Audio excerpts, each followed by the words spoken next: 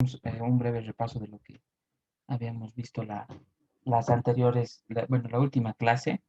Y como les había mencionado, dentro de los aspectos más importantes cuando hablamos de la insuficiencia respiratoria es poder definir el diagnóstico.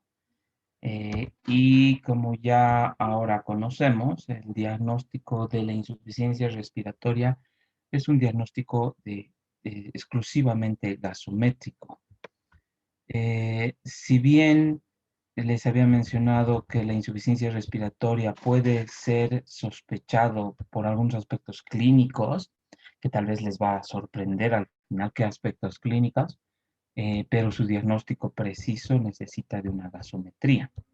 Sabiendo que la respiración es la hematosis, es el intercambio de gases, por lo cual hablamos de oxígeno y de dióxido de carbono. Necesitamos valorar estos dos gases y la única forma de hacerlo es con una gasometría. Entonces, es un diagnóstico gasométrico.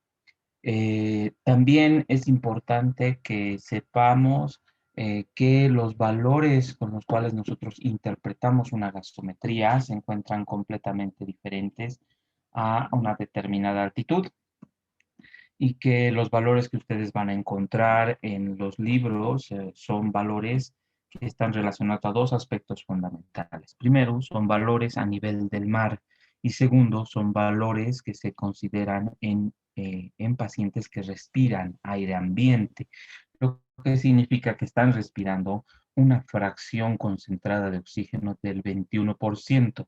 No están recibiendo un aporte externo de oxígeno que modificaría este 21% y aumentaría en porcentaje. Entonces, cuando vemos en los textos la definición de insuficiencia respiratoria con estos valores numéricos, entonces son valores a nivel del mar. Uno, son valores en aire ambiente con oxígeno al 21%.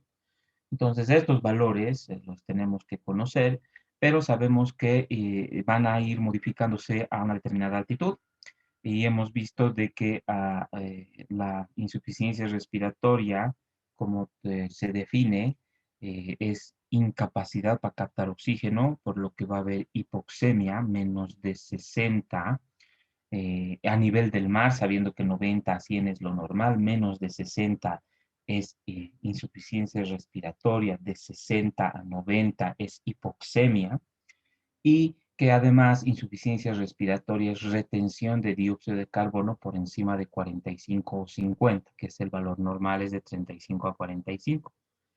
Con la retención de dióxido de carbono, saben que se retiene un ácido débil, y se produce una acidosis respiratoria.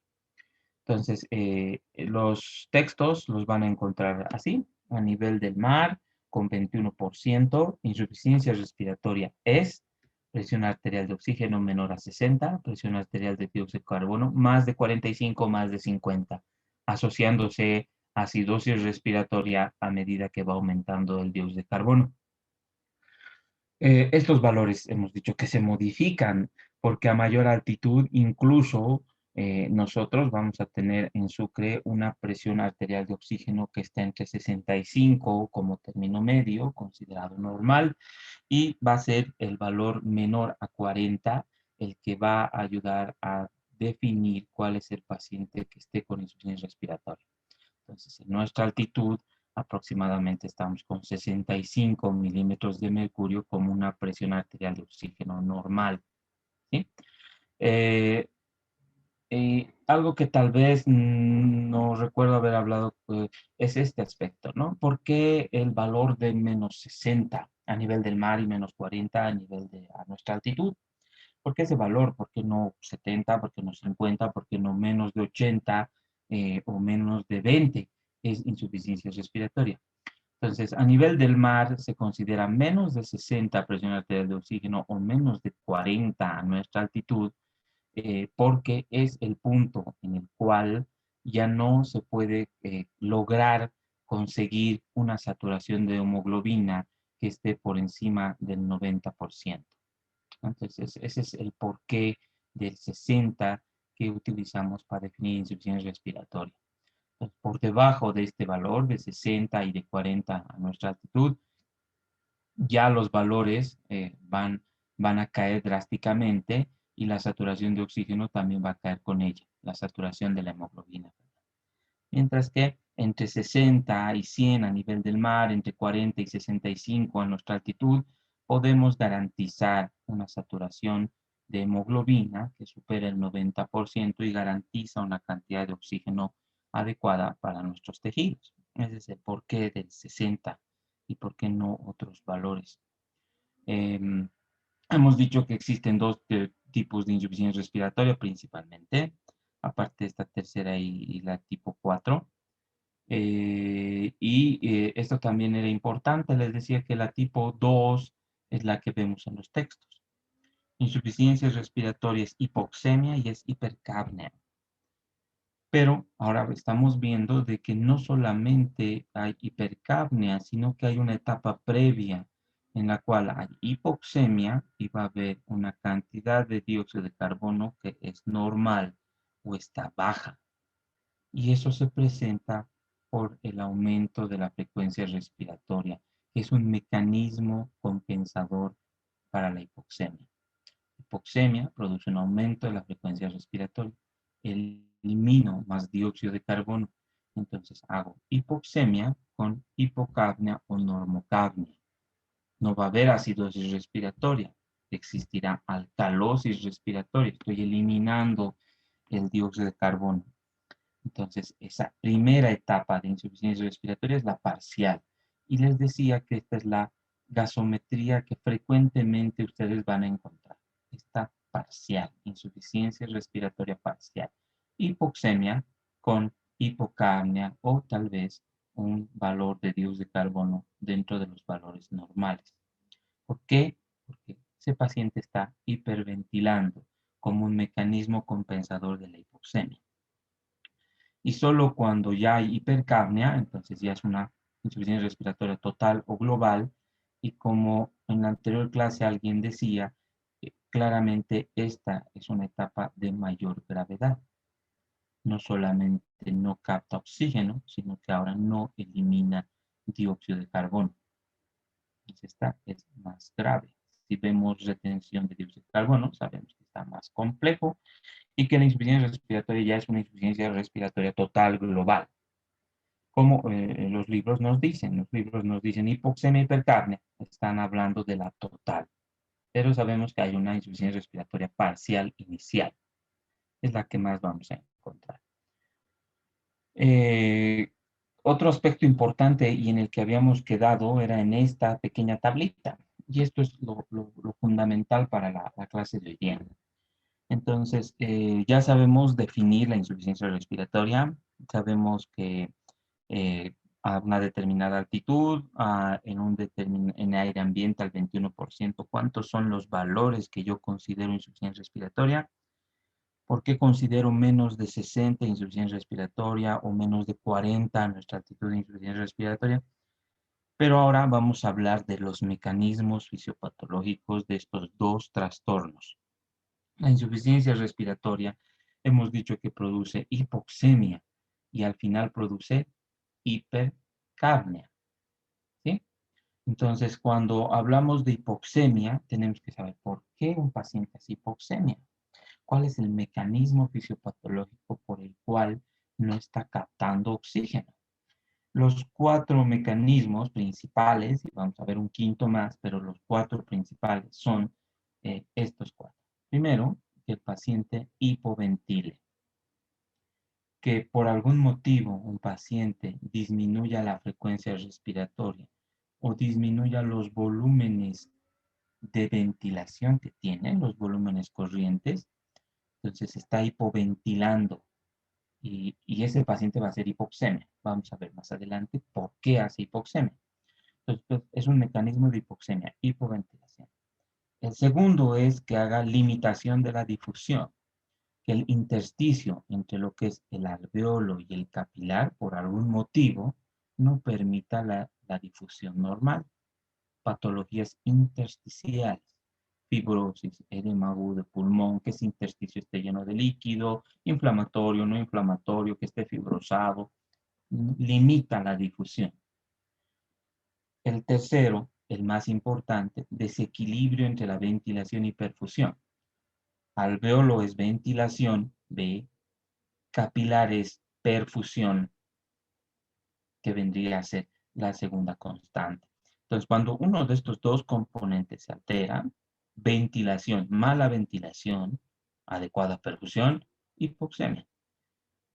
Buena ventilación, mala perfusión, hipoxemia.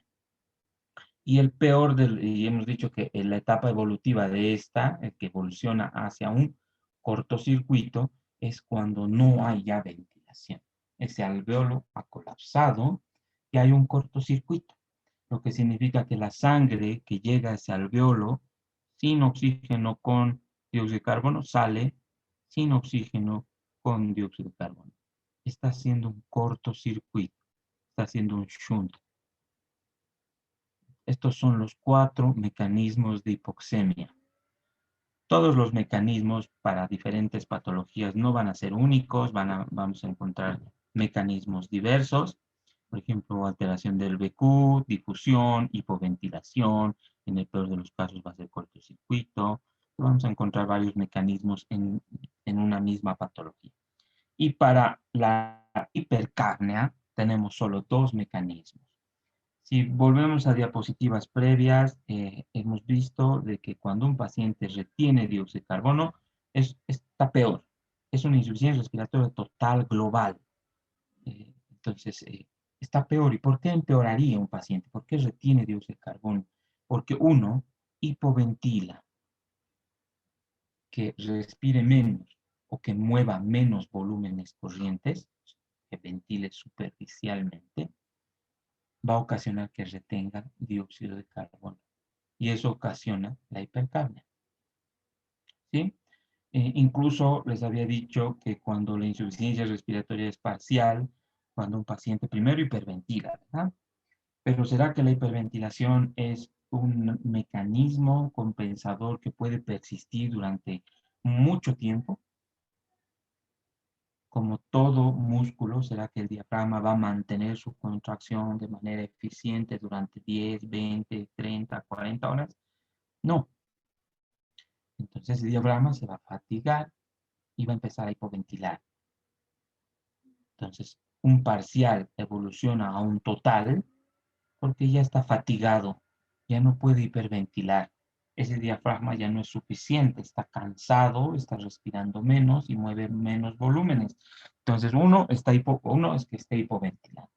Y el segundo es el shunt, que aunque esté el paciente hiperventilando, pero por algún motivo de mayor gravedad y complejidad ya no hay ventilación. Ese alveolo ha colapsado, solo hay perfusión, lo que significa que la sangre con oxígeno, sin oxígeno y con dióxido de carbono sale con oxígeno, sin oxígeno y con dióxido de carbono. Entonces, en ambos casos es grave, ¿no? Entonces, retener dióxido de carbono nos refleja que está respirando menos, que mueve menos volúmenes, que está fatigado, uno, y dos, que la patología parenquimatosa es tan grave que esos alveolos o un grupo de alveolos simplemente se han cerrado, colapsado, y ahora la sangre que llega a esos alveolos vuelve a salir como ha llegado. Es el cortocircuito o el shunt. ¿Sí? Entonces, estos son los mecanismos fisiopatológicos de la hipoxemia y de la hipercapnia. Siempre, como les dije en la primera clase, es fundamental que conozcan los mecanismos. 4 de hipoxemia, 2 de hipercapnia. ¿Por qué hace un paciente hipercapnia? ¿Por qué hace un paciente hipoxemia? En una neumonía, ¿por qué hace un paciente hipoxemia? Vamos a ver con los ejemplos, ¿por qué va a hacer? ¿Qué trastorno, cuál de estos mecanismos va a desarrollar? Bueno, entonces hablaremos de cada uno de ellos. Primero hablaremos de la hipoventilación. Entonces, la hipoventilación, que significa menos frecuencia respiratoria y menos volúmenes corrientes, respira menos, respira superficial o mueve volúmenes bajitos, produce que retenga uno, dióxido de carbono, y además haga hipoxemia. Recuerdan que la hipoventilación es causa de hipercapnia y es causa de hipoxemia. Bueno, la hipoventilación generalmente, si es que se encuentra, es una causa frecuente de patologías extrapulmonares. Eh, ¿Qué patologías extrapulmonares hemos visto? Cuando hemos hablado de las primeras diapositivas, hemos hablado que el aparato respiratorio está constituido por 5 componentes, 3 pulmonares y 2 extrapulmonares, que cualquiera de estos componentes produce insuficiencia respiratoria, no solamente los que afectan al parénquima pulmonar, sino que el que afecta al sistema nervioso me produce insuficiencia respiratoria. El que afecta a la caja torácica me produce insuficiencia respiratoria. En el caso de la hipoventilación, es un mecanismo frecuente de las patologías extrapulmonares. Es decir, el coma, un accidente cerebrovascular, una meningitis, son trastornos del sistema nervioso central que van a producir diferentes patrones respiratorios que generalmente son con frecuencias bajas y volúmenes corrientes bajos. Entonces, hipoventila. En la caja torácica, los traumas, el dolor, en el trauma, las fracturas costales, ese paciente no va a poder ventilar bien. Va a mover menos volúmenes corrientes y también hipoventila. La hipoventilación es una causa frecuente de las causas extrapulmonares, las intoxicaciones con benzodiazepinas, también los que son sedantes, ¿no? También va a ser una causa de hipoxemia y de hipercapnia. Y el que hemos visto que una patología pulmonar evolucione a una insuficiencia respiratoria total, que hemos dicho que es por la fatiga diafragmática que el paciente puede presentar. ¿Por qué se produce hipoxemia en este paciente? Si de repente lo que pasa es que respira menos, pero respira, mete oxígeno, mete menos volúmenes, es lo que va a ocurrir. Bueno, normalmente esto es todo lo que estamos viendo es a nivel del mar, 1760 milímetros de mercurio, la presión barométrica, una fracción inspirada del 21%. Y si vemos a nivel del mar, y si ustedes hacen la corrección a nuestra altitud, van a sacar diferentes valores. El aire inspirado que entra seco es aproximadamente, si sacamos esta fórmula, el aire inspirado es de 160 milímetros de mercurio. Es de 21%, 160 es 160. Ese es el aire inspirado que entra, el oxígeno inspirado que entra sin dióxido de carbono. Se humidifica a nivel traqueal y eso le va a restar un poco. Le va a restar menos 47. Al final, el aire inspirado traqueal ya humidificado a nivel del mar de 160 va a ser 150. No hay dióxido de carbono tampoco. Y ya acá, a nivel de lo que es el alveolo, vemos que la presión alveolar de oxígeno es igual a la presión inspirada de oxígeno menos la presión arterial de dióxido de carbono sobre una constante, que es R en este caso. Entonces reemplazamos, miren la presión alveolar de oxígeno. ¿Cuánto de oxígeno va a haber aquí para que se produzca el intercambio? Entonces, ya ha llegado aquí, ha llegado a nivel del mar 160, se ha humidificado en 150, ha llegado a este alveolito. ¿Y cuánto de oxígeno va a haber aquí, en este alveolo, para producir la hematosis? ¿Cuánto de oxígeno hay? Es el resultado de esto. Y el oxígeno alveolar se abrevia así. Presión alveolar. La A es mayúscula de oxígeno. Entonces, reemplazamos, ha llegado a 150. La presión de dióxido de carbono normalmente es entre 35, 45, 40. Y la constante va a ser 0.8. A nivel del mar, la presión alveolar de oxígeno va a ser 100. Y la presión alveolar de dióxido de carbono va a ser 40. ¿Sí? Y bueno, aquí la sangre que va a llegar, generalmente llega así, con poco oxígeno y llega con más dióxido de carbono y se produce siempre se va a producir la hematosis por un gradiente de difusión simple. Aquí hay más oxígeno, aquí hay menos, y va a salir oxigenado. Y el dióxido de carbono, como aquí hay menos, va a salir el resto y va a equilibrarse. ¿Sí? Entonces, ¿qué es lo que va a ocurrir si es que un paciente de repente está hipoventilando y está reteniendo dióxido de carbono? ¿Será que modifica la presión alveolar de oxígeno? Ya no va a ser 40. Está reteniendo dióxido de carbono. Esto va a resultar ser 50, 60, 70, y eso va a modificar este valor. Si ustedes hacen esta ecuación con diferentes valores, van a ver que este valor va a cambiar. Y de esa forma, la cantidad de oxígeno alveolar que va a existir por la cantidad de dióxido de carbono que aquí se está llenando va a ser menor. Por lo cual la hipoventilación no solamente produce hipercapnia, sino que produce hipoxemia, porque a nivel alveolar se va a reemplazar el espacio que le corresponde al oxígeno con el exceso del dióxido de carbono que está reteniendo ese paciente. Es por eso que un paciente cuando hipoventila no solamente hace hipercapnia, sino que también hace hipoxemia, porque un paciente con trauma de tórax, con dolor por fracturas, va a hacer hipoxemia por esta ecuación del aire alveolar. Retiene dióxido de carbono, disminuye la presión alveolar de oxígeno, menos oxígeno para producir la hematosis y se va a producir la insuficiencia respiratoria. Los mismos ejemplos de qué patologías van a producir hipoventilación.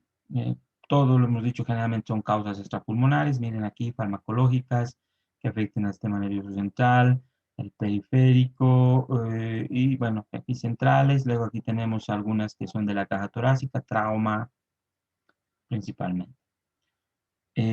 Luego tenemos otro mecanismo. Ya hemos hablado de la hipoventilación. Tenemos el desequilibrio de la ventilación y perfusión. El pulmón se considera una unidad de intercambio.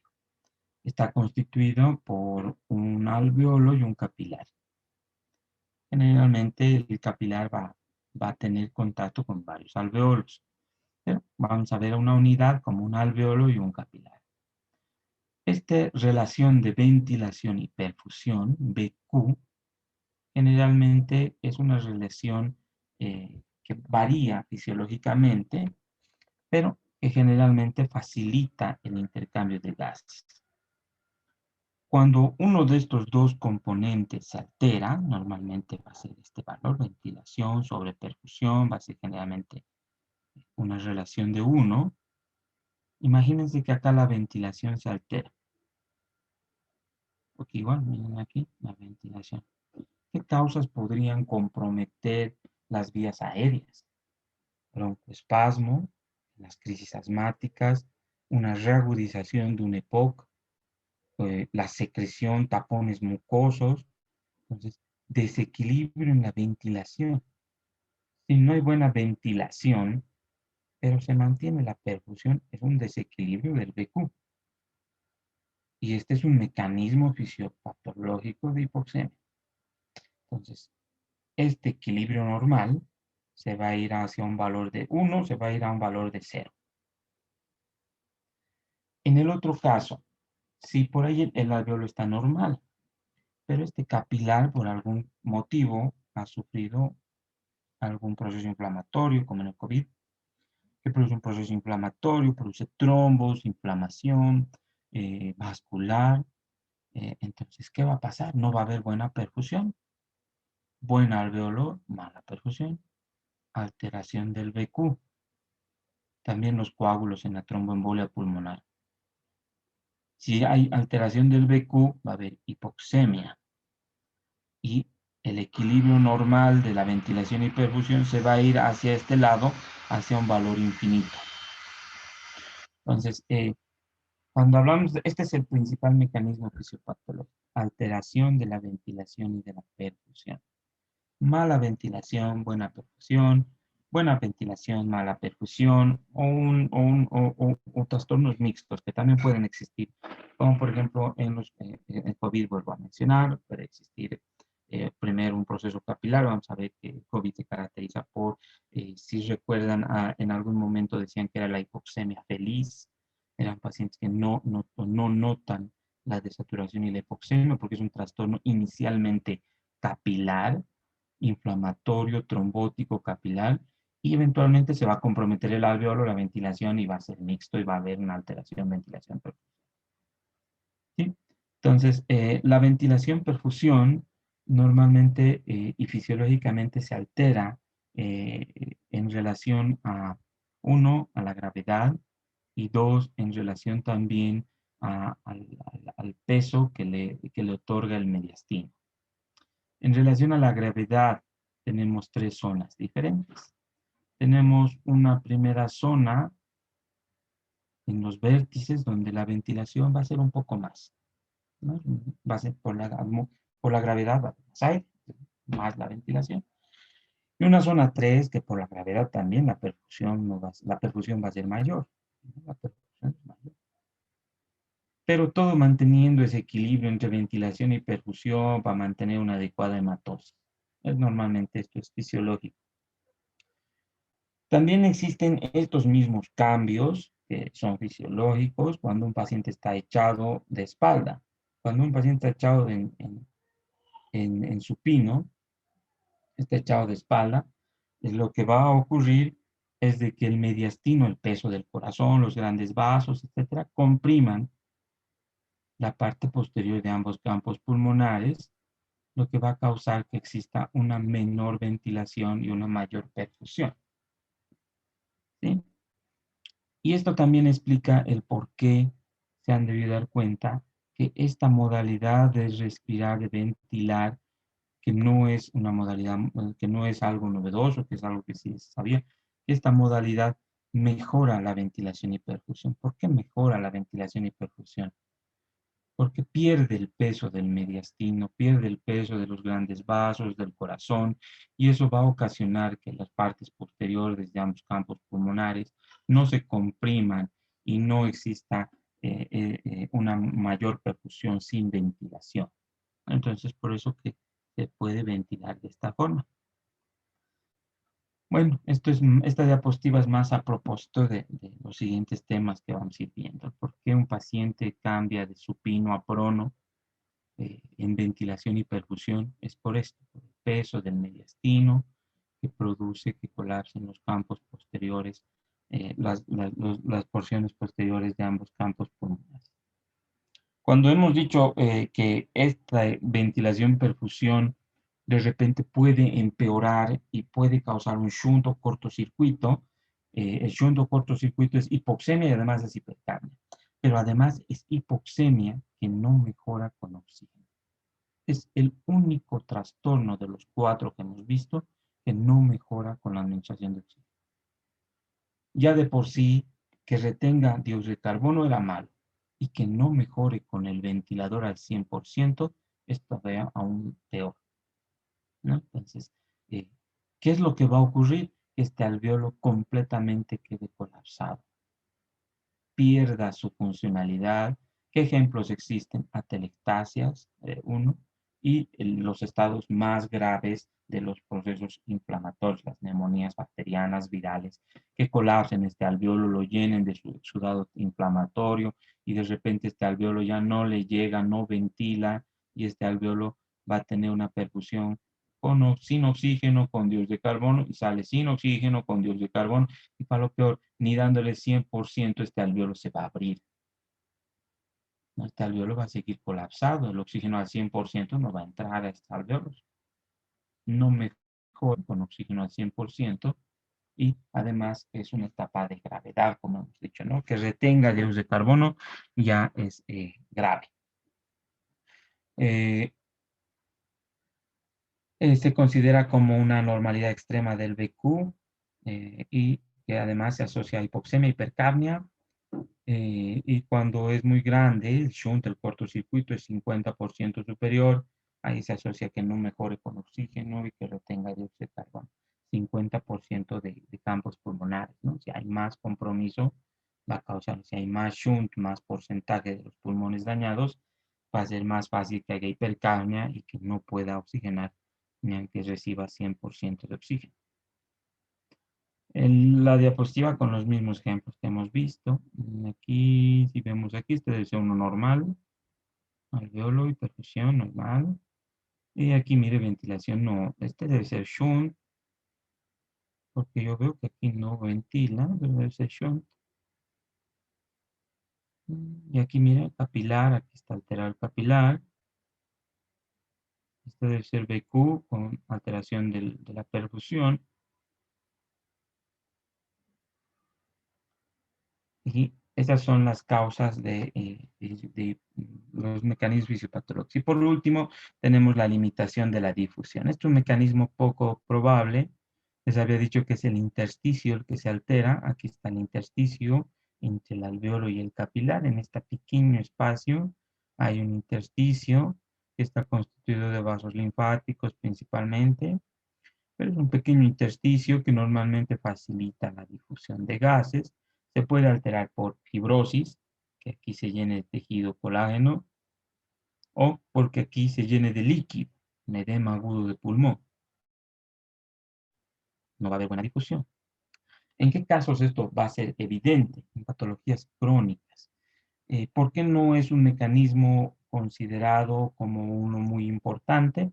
Porque la cantidad de sangre que viene a este alveolo, si está bien este alveolo, en el primer tercio ya se oxigena completamente.